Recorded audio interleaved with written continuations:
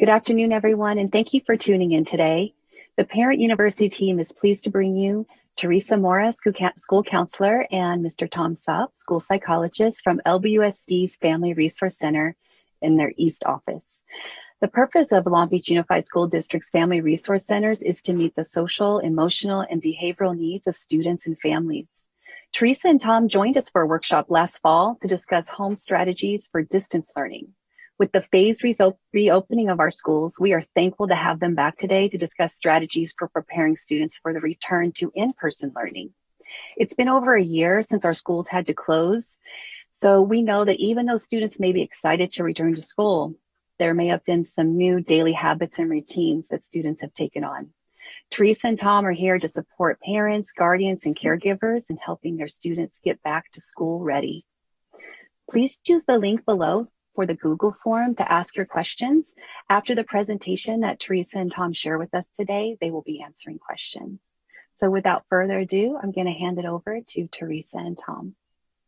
Thank you, Kelly. It's a real pleasure to be here. And I'm just so thrilled to be with you parents. I know many of you have had a hard day at work, but yet, and you're tired, but yet you're here. Others have had a hard day, working with their kids as they do the home learning thing. But yet you're here. And so it's really cool to be presenting on this topic today. We had such a great time last time and such a great response. Many parents were there during the presentation and then watched the video later. And so today we're going to be making suggestions on getting back to normal. The pandemic has brought countless changes to our day-to-day routines. And with school starting soon, it's a topic on the minds of many. So tonight, we're going to present 10 quick tips to help parents and kids get back to a new normal with the start of school. These tips are meant to help get kids back to school ready. And so, but before we dive into that, I'd like to just share a little bit about the Family Resource Center.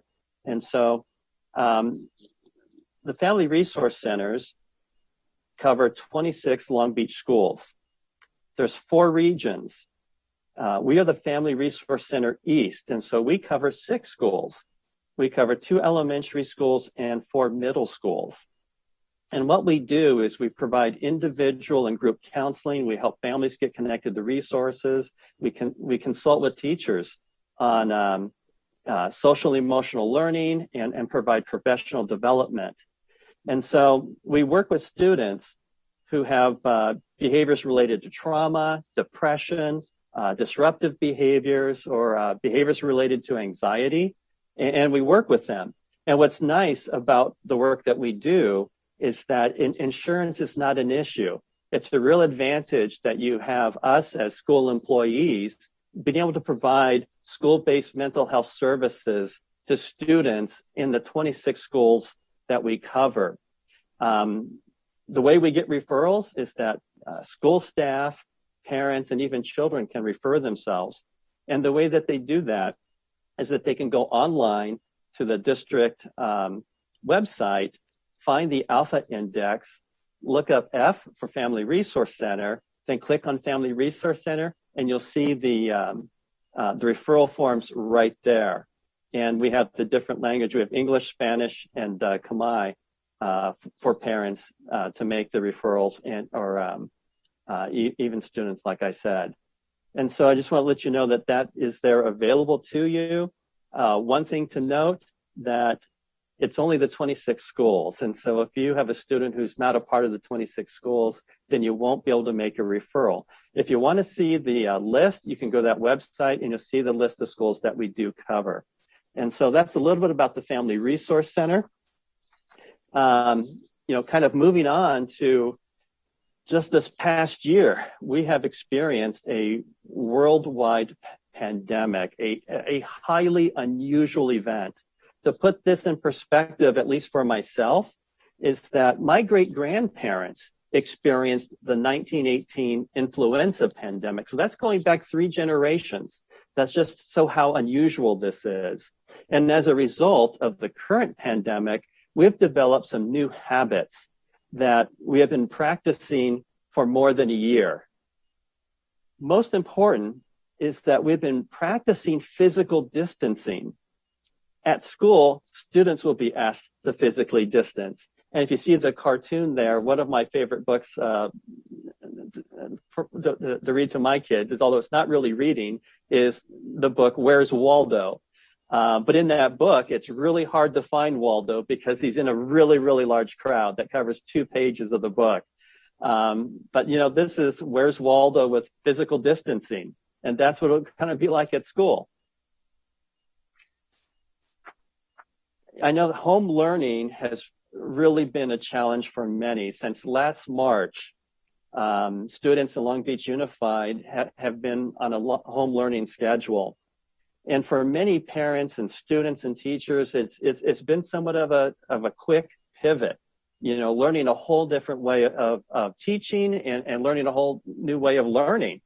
And in fact, many parents are more than ready to send their students back to school, and they've gained a deeper respect for a teacher's job and a teacher's training. And while this is true, it's also true that there are parents who maybe are not ready to send their students to school. And so, you know, that's the parent perspective. The student perspective is interesting too. You know, the isolation has been really tough on students.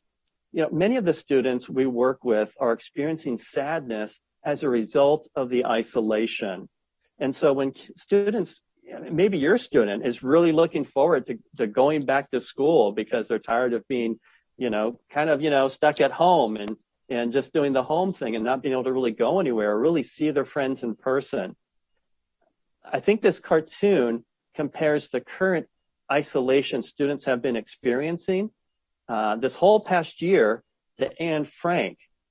Now, Anne Frank had physical distancing too, but for a different reason. Her and her family lived 2 years in an attic. So this situation could have been worse, right? Which kind of gives some perspective. But nevertheless, let's remember that kids have lost a year of normal activities. So let's make attempts to understand how they've experienced the pandemic. Let's show empathy to them because it's been hard. And many kids are just ready to return back to school, although some students may be nervous. I really like this cartoon because I think this kind of summarizes all of us, that many of us still feel some level of anxiety. If you look at the cartoon, you see the couple having coffee together, and the gentleman says, "At least having anxiety made me feel special. Now everybody has it." And I think that kind of summarizes what's going on right now. For many, returning to school brings now even a new anxiety. Parents, students, teachers are all maybe feeling at least a little bit nervous. How's this going to go? You know, how's this going to work? And all of us want, you know, the return to school to go well. And so we're all kind of in the same boat. And I know that teachers have been working so hard to get their classrooms ready, you know, to work with their students. And so, you know, everybody's working hard towards this end. And so in this presentation, we're going to be focusing on what can parents do to help their students transition to in-person learning. We understand that not all parents are choosing in-person learning, but nevertheless, here are 10 quick tips to help with that. And our presentation is going to be talking about, you know, home. Well, let me back up for a minute. As Kelly already mentioned, we did provide a presentation on how to support your student during the home learning time. If you haven't seen that, I would encourage you to look at that so you can provide support there. But this time we're focusing on, of course, returning back to school. And so LBUSD will return back to in-person learning, and the schedule is up on the screen here. You see that there's 2 options that parents can choose for their student. There's the hybrid schedule, and then there's the home learning. And you'll also see the dates for the return are listed there as well. I want to highlight, if you look at the picture in the right-hand corner, you'll see a digital booklet there that is available for everybody. In fact, the link is right there if you want to access that booklet. And so, you can look at that booklet to read about the school's plan for safety and the reintegration of students back on campuses. Teresa and I cannot answer any questions regarding the in-person plan. What we're here to answer questions and to present on is we're here to answer questions about how to prepare your student for in-person learning. What are some things that parents can do to get their kids ready? And so now we're going to dive in, and we have 10 quick tips. Tip number 1, return to a regular sleep schedule. Many children have been on different sleep schedules throughout the pandemic. Kids have likely been going to bed much later because they don't have to commute. In fact, many kids wake up and just turn on their laptop. And I hear some kids, might even be taught while they're in bed, and so you don't have a lot of preparation time. And, getting kids out the door, kids are, have a much more flexible schedule now. But with the return to school, it might be helpful to ease them back into a school-related sleep schedule. So what parents can do is to start incrementally pushing up their bedtime to help ease that transition so that your student wakes up refreshed and their brain is ready to learn because they have the sleep that they need. And so related to this is the importance on setting up a time to put away all electronic devices. Some students may play games or text message their friends late into the night. And so it'll be really important, to kind of set that deadline. What we know about the blue light from a screen is that it keeps the brain active and engaged. And that sometimes interferes with the student's ability to fall asleep. And so that's why kind of setting a deadline for those activities might be really helpful. And then, monitor your students' electronics use. And so the tip number 1 is return to a regular sleep schedule. Now, tip 2, it's time now to have conversations about the possible changes that the student will experience at school. Certainly, there's going to be a whole slew of new procedures. The way kids line up will be different. There'll be so many changes. And while each school plan is different about how they're going to roll out those changes, they're all going to have some new procedures in place, such as like temperature checks. And so for young students, this may be upsetting since they only get their temperature checked while they're sick. And so prior to school, you may want to give an explanation about what a temperature check does and how it helps. This may ease some of the anxiety to getting their temperatures checked at school. And there might be even a difference, compared from home to school, how that temperature is checked. Some parents still use the mercury thermometer, but now schools will be using the scan thermometer. And along with notebooks and backpacks, part of the morning routine will be including making sure that the student's mask is packed, at least, but they're going to have to wear it when they get to school. And so consider, talking to your student about why wearing a mask at school, will be important, and make sure that, they have a mask for them to wear. And so tip number 2 is, have those conversations about the possible changes that they could encounter. And so moving on to the tip number 3 is you may want to begin now, if you haven't already done so, encourage proper hand hygiene. And so what you'll see on the screen there is you'll see the steps. You'll also see on the left there a really cool way to teach your student anything, but also this here is the ask, say, and do method. And so it might be that, as you teach your student, how to wash their hands, you might model it for them.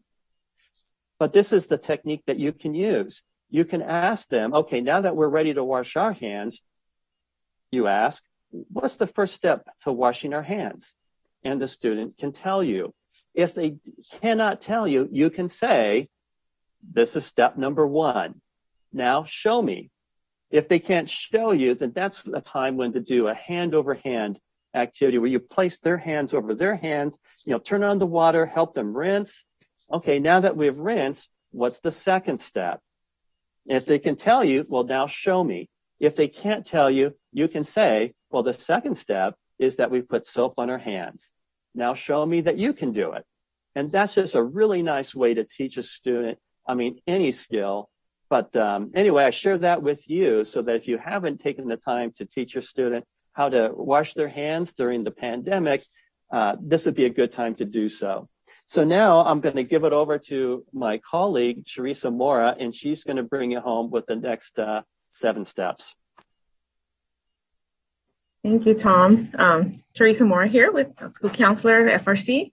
So tip number 4 is to model good coping skills.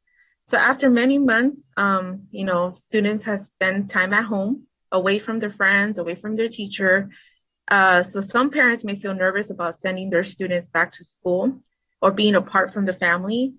It's important that you stay calm, act calm, even if you're not. It is okay about being transparent, about being nervous, but also it's very important that you communicate with them how you get through your challenges, and also share how you get through the tough moments. Behavior and words must align. So take the time to take a deep breath, practice positive affirmations, positive statements that is going to keep you and your child calm, because our feelings are transmitted to our students and our children. So make sure that you practice a good coping skills so they will remain calm and be excited about going back to school. So tip number 4 is to model good coping skills. Oops, sorry about that. Number 5 is that it's important that you have the conversation with your child that not all their classmates or friends may be at school. It may look different for everybody. So remember that children may discover that some of their friends are returning to school. So they may be excited because they haven't seen them in, a long time. While others may have chosen to stay virtual or continue with the virtual option. So it's important that you explain to your children that every family is different and that classroom may look different. Not all their friends are going to be there, because there's many factors that contribute to that decision that other families have made. So it's important that you have an open communication and conversation with them and explain to them that not all their friends and or classmates are going to go back to school and be in the same classroom or during the same time. So tip number 5 is to have a conversation with your student that not all their classmates or friends may be at school. Tip number 6 is you let your student know you hear their concern. So after spending many months at home, children may feel nervous about going back to school and being apart from family. Start having conversations about going back to school and finding out how they feel. Talk about situations that could possibly stress them and stress them out, or such as classwork or changes in the classroom or changes in the school. And when they do share, make sure that you listen. Don't try to explain, don't problem solve, don't point out the positive until you first let your student know you hear their concern.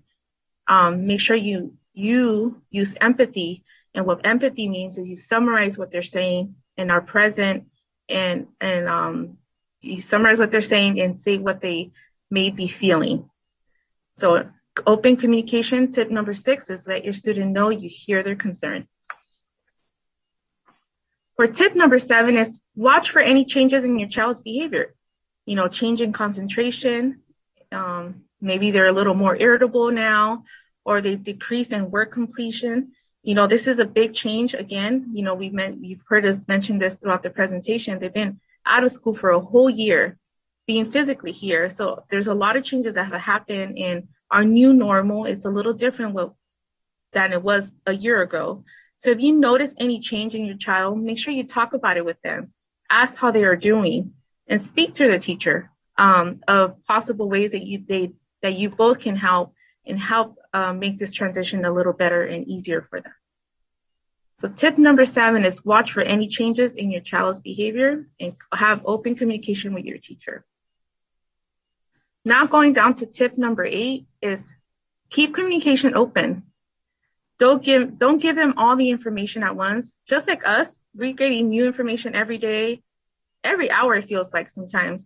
So only give them what they need to know, because we don't want to overload them with information that doesn't pertain to them directly. So sharing just what they need to know will help reduce anxiety.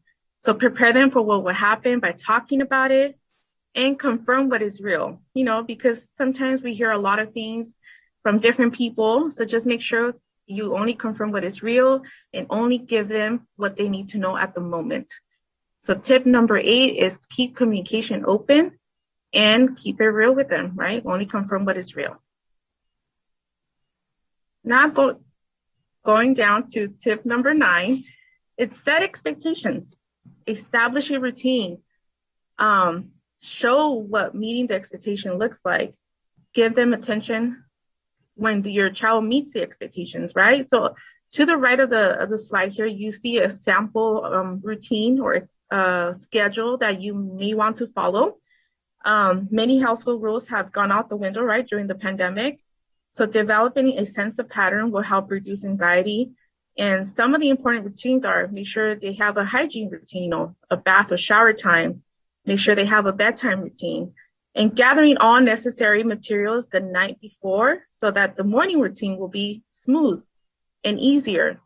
And they won't have to be worried about where's my Chromebook or where's my mask. Make sure you get that ready the night before so the morning it'll be easier to go to school. So make sure you establish that routine and you have the conversations about it and be consistent about it. Consistency is what makes things, practice makes perfect. So run a little smoother. So tip number 9 is set expectations. So now down to our last but not least, tip number 10 is parent self-care. Make sure that you do activities that bring you joy. Take time to fill your cup, to do activities that make you happy. Self-care is not selfish. Make sure you recharge your batteries, you keep hydrated, you have some movement breaks and brain breaks. You have the time to talk to your family, friends, because, I don't know if any of you have flown, but they always say in case of an emergency, when the mask comes out for oxygen, they said to always put it on yourself first so that you'll be able to help somebody else out. So that goes with parenting, right? Make sure that you are taken care of personally, so you'll be able to help your child make this transition a little smoother. And they see that you are calm, that you're happy, and you're excited for them. So make sure you take the time to practice self-care as a parent. So down to resources, this is where we got our information from, and this is you have access to. So our district website has a lot of information, different resources for you to access and review if you need some clarifications. We got all of our information from the Center of Disease Control and Prevention, our district website, and there's also a resource folder for this where you will find a one-page flyer that has included this information regarding our presentation. So it's in English and Spanish and combined. So this will be available for you as well to access. And it's something that you might want to print out and have it, somewhere where you can see it on a daily, just to remind you of ways you can help make this transition a little smoother for your child. And it'll be, make it exciting for them. So that is it for us. So thank you so much for joining us.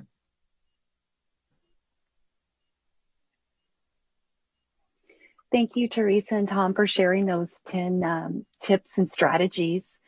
We did have just a couple of questions. One was, how do I know if having my student return to school is the right decision for them? It sounds like they were a little torn between just keeping them virtual or have them return. Wow, that's a really great question. I think that's going to be a conversation that you would have, within the family. And then, in that family conversation, there might be questions, or you'll hear some concerns. And that's when it'd be great to then call the school to get answers or follow up on the resources that we shared to make sure that all your questions get answered so that you can make an informed decision. And so, that's what I would encourage you to do. Okay, thank you. And also, I just want to remind our viewers that the resources that Teresa showed you, the 3 flyers in Spanish, English, Khmer, they can be found just below the, there's a link just below this video for YouTube if you want to access those. And also, based on the answer you just gave, Tom, we did have a family write in. It wasn't a question, but just more of a statement. What do I do if I want to change? I had chosen to stay at home, but now I want to do return. What do I do? The answer to that for any grade level is you actually need to contact your child's school and see if they can work with you to make any change that you would want in their instructional schedule. Another question we had for Teresa and Tom is, you spoke about how important it is to watch for a change of behavior in my student. Their question is, what do I do if I do see a change? They didn't mention what that might be, but I'm thinking they're seeing something that is upsetting them or concerning to them. That's the change in behavior. Wow. What would be their next step? That's a super question. I think the first thing you would want to do is you'd want to talk with your child and ask them, questions about the change. Is there something bothering them? How's school? I'd probably start with really general questions. You don't know what maybe produced the change. It may have nothing to do with returning to school, but maybe that's where you'd want to start. You may want to just start, how's school going?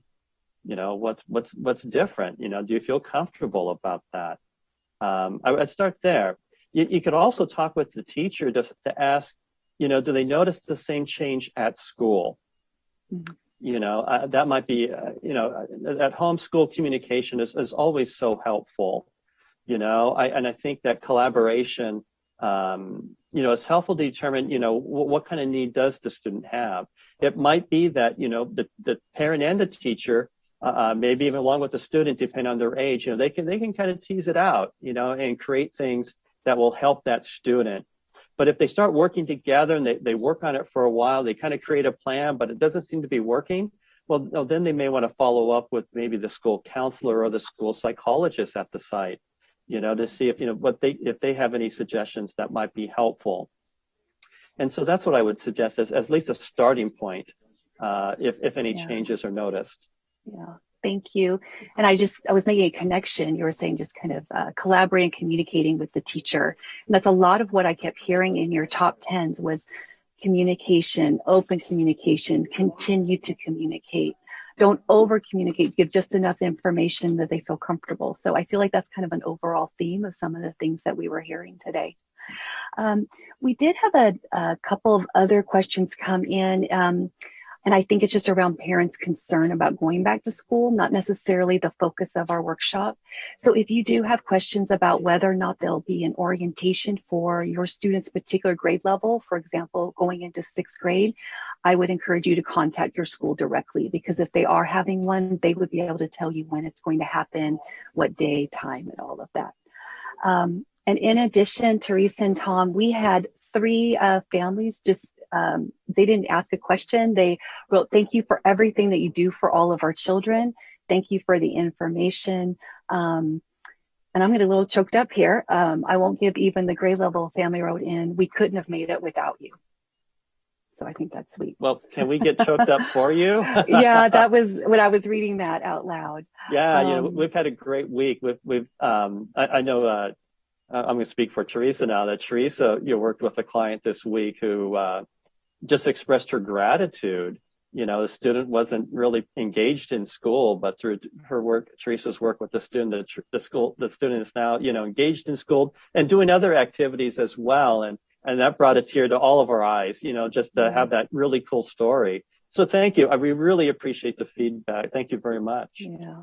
That was nice. And then we are getting a couple more questions. There's always a delay. And again, they're very specific to procedures around, you're talking about the temperature checks, around how to get your student ready for that. This parent's actually asking, what time will that be happening? Again, please reach out to your school site. They can let you know the time that you need to arrive to have that done for your elementary student.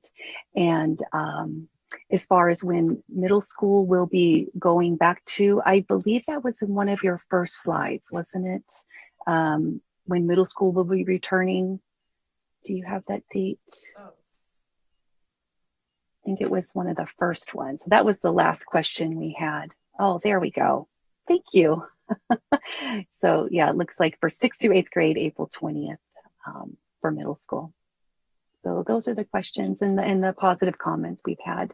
Also, I would like to let our viewers know that Teresa and Tom, their fall workshop that they did around tips and strategies for distance learning, you can find that at the Parent University YouTube channel. If you'd like to watch that, if your student will be remaining in the distance learning instructional model for the rest of the school year. Also, Parent University Workshop will be taking a break next Thursday, April 1st. We will see you after spring break on April 15th, or we hope you'll tune in again. We'll be having guest speakers talking about how to transform stress and anxiety into something positive, and that will be from 4 to 5 on April 15th. In the meantime, we want to express to all the families, we hope that you stay healthy and safe, and we hope to see you April 15th. Goodbye for now.